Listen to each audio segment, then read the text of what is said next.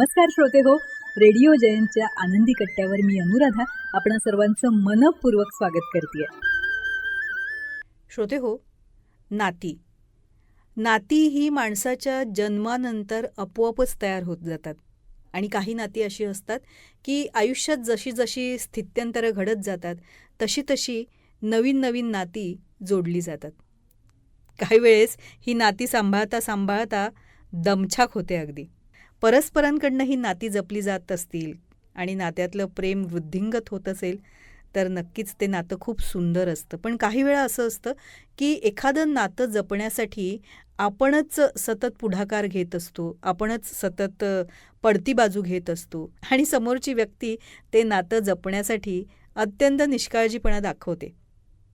अशा वेळी आपण काय करायला हवं? याच विषयी एक फार छान विचार मांडलाय तो वंदना मिलिंद प्रचल यांनी. आजच्या नंदी कट्ट्यावरून तो तुमच्याशी शेअर करते.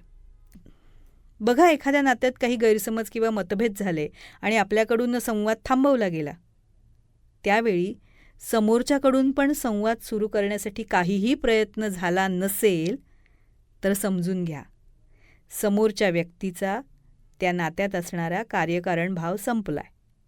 त्याला त्या नात्याकडून, त्या व्यक्तीकडून जे अपेक्षित होतं, गरजेचं वाटत होतं ते सगळं त्याचं मिळवून झालंय.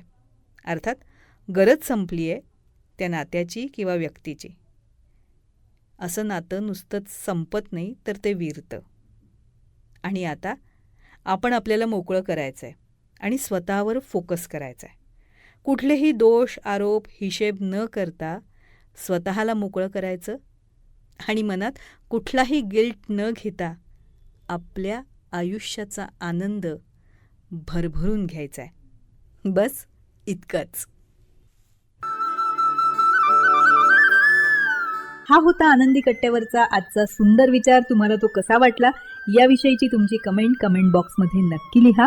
आणि त्याचबरोबर रेडिओ जयंतचे दर्जेदार कार्यक्रम ऐकण्यासाठी रेडिओ जयंत लाईक करा, शेअर करा आणि सबस्क्राईब करा.